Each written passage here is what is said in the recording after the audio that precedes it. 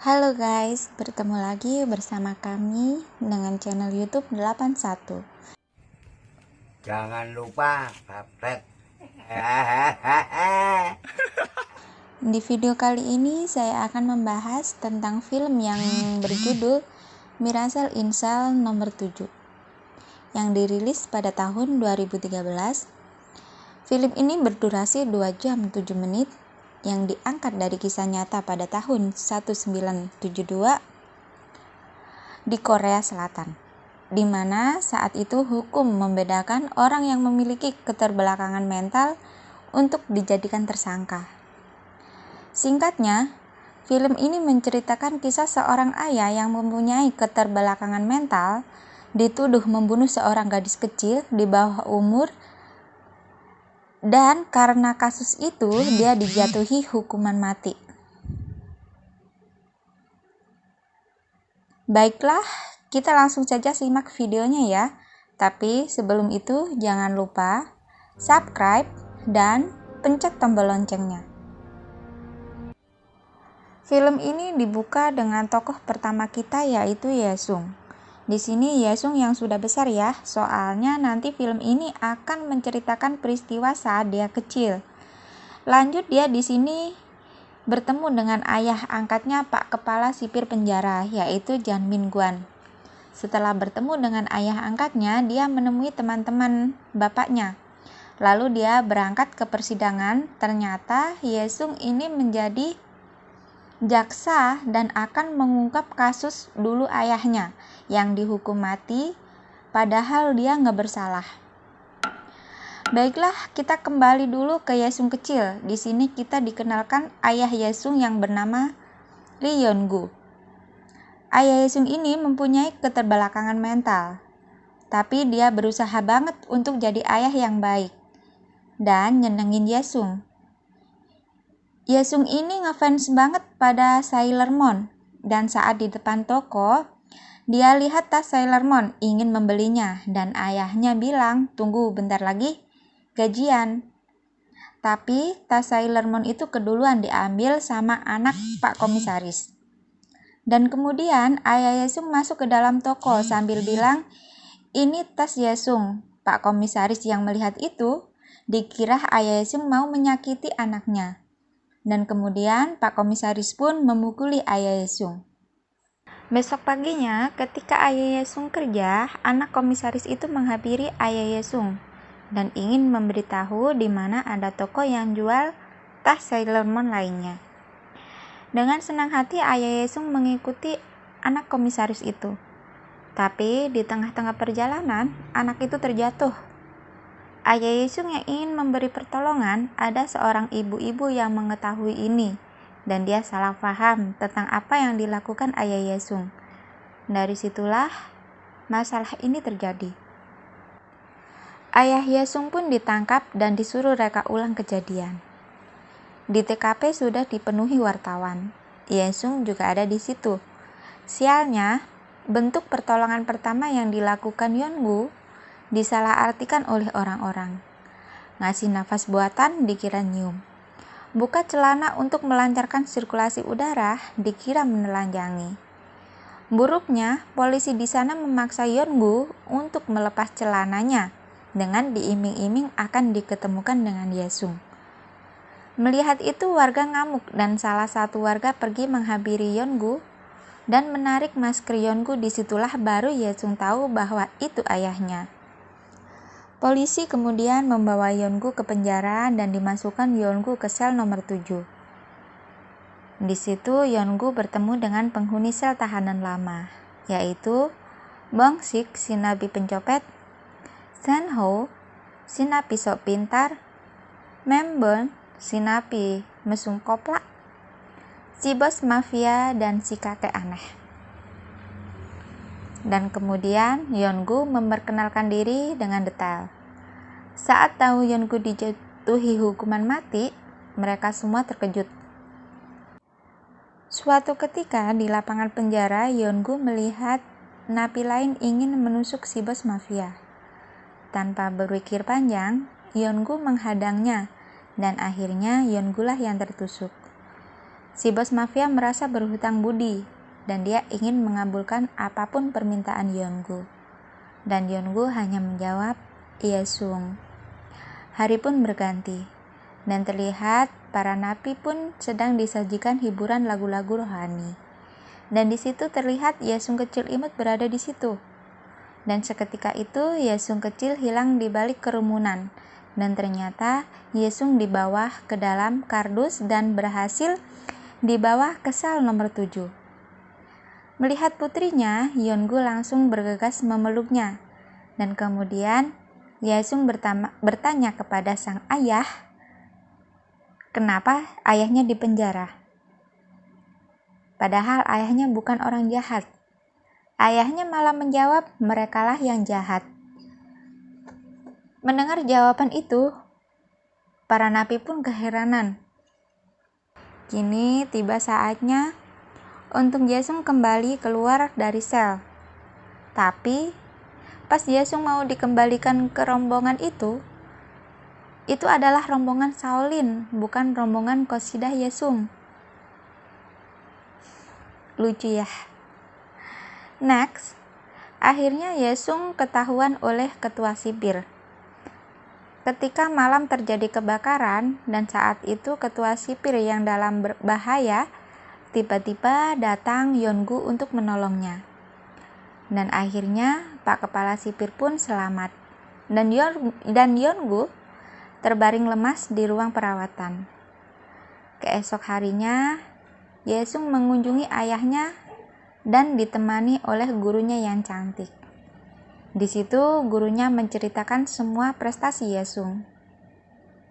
Karena waktu berkunjung sudah habis, akhirnya Yeongu pun dibawa masuk oleh penjaga tahanan.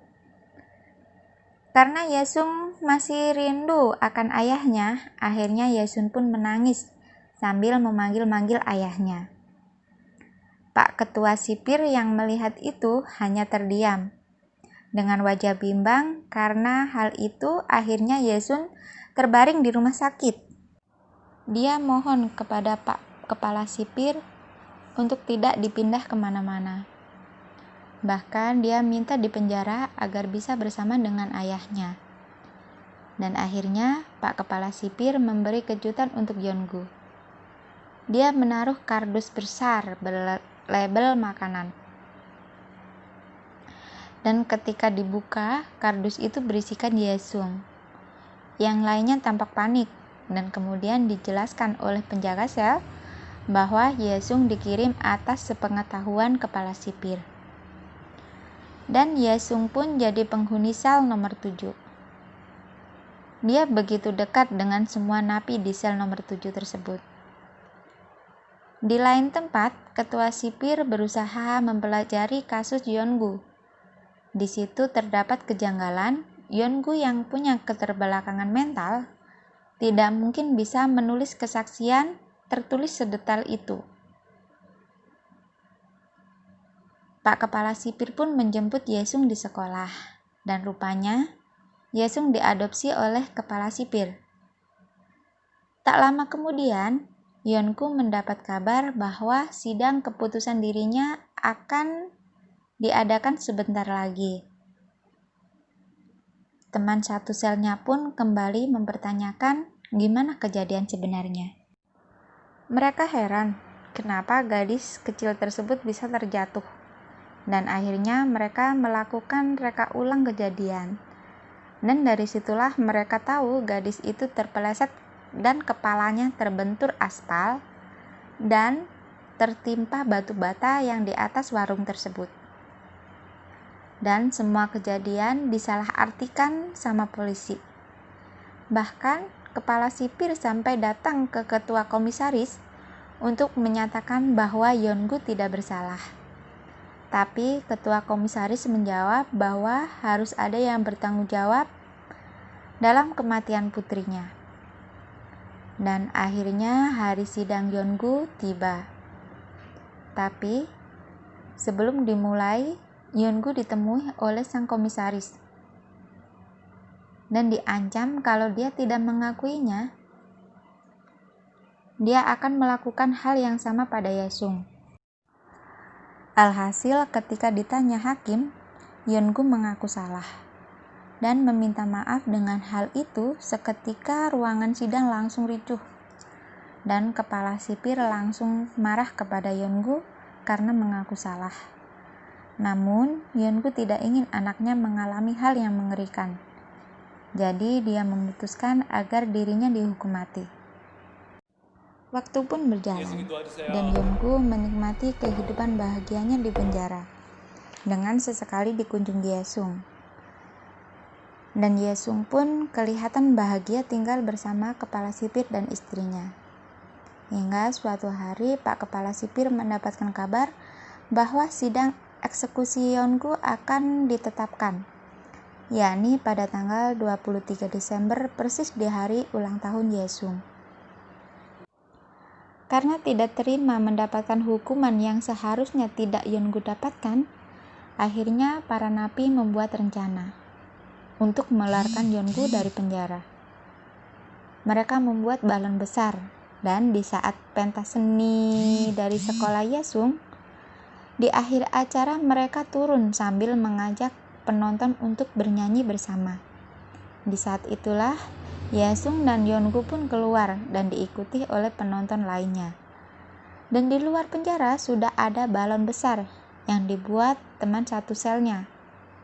Mereka pun langsung menaikkan Yesung dan Yeongu ke atas balon, lalu memutus talinya dan membiarkannya balon itu terbang. Para petugas penjara ingin mengejar balon itu, tapi dihalau oleh para napi. Dan kemudian balon udara itu pun terus terbang melambung tinggi ke udara. Tapi sialnya, talinya tersangkut di kawat besi pagar penjara. Kendati demikian, Yesung dan Yeongu tetap menikmati indahnya mentari tenggelam dari spot yang berbeda. Dan terlihat napi lainnya hanya bisa terdiam dan kecewa karena rencana mereka gagal. Beberapa hari pun berlalu, dan kini tiba di tanggal 23 Desember, di mana di situ hari ulang tahun Yesung sekaligus di hari eksekusi Yeongu, di mana Yesung akan bertemu dengan ayahnya yang terakhir kalinya. Di sel tersebut merayakan ulang tahun Yesung dengan meriah, dan bos napi mendapatkan tas Sailor Moon sebagai hadiah di ulang tahun Yesung. Dari kisah ini kita bisa ambil hikmahnya bahwa pengorbanan seorang ayah itu sangatlah besar bagi anaknya. Maka sayangilah beliau selagi masih ada di samping kalian. Ditemani penjaga penjara dan kepala sipir, Yeongu dan Yesung berjalan menuju ke arah pintu penjara. Di situ wajah Yeongu tampak gelisah dikala berpisah dengan putrinya. Yeongu pun dibawa pergi sembari seperti biasa melakukan kebiasaan saat berpisah dengan putrinya, hingga akhirnya Yeongu menghilang di balik pintu. Kala terlepas dari pandangan putrinya, Yeongu hilang keseimbangan dan terjatuh lemas. Dan Yesung pun menghitung sampai 3, tapi ayahnya tidak kunjung kembali. Yesung pun menangis. Mendengar tangisan putrinya, Yeongu berlari memeluk Yesung di pintu penjara. Yeongu pun menangis meminta tolong, memohon dan mengharap agar tidak dipisahkan oleh putrinya. Seiring Yesung menangis, kita pun dibawa ke ruang persidangan.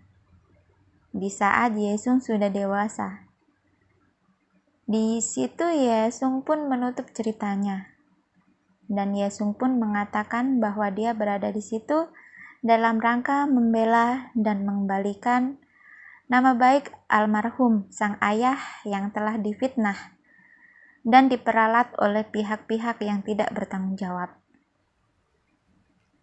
Dalam tangisannya dan suaranya yang parau, Yesung memohon pada orang-orang untuk memaafkan ayahnya. Hingga akhirnya hakim pun mengetuk palu dan menyatakan bahwa almarhum Yongu dilepaskan dari segala tuduhan dan dinyatakan tidak bersalah. Seisi ruang sidang pun langsung bersorak gembira. Sementara Yesung dalam diam berlimang air mata memandangi foto sang ayah. Kisah ini pun berakhir. Dan Yesung tersenyum lega sambil mengucap, "Aku sayang kamu, ayah."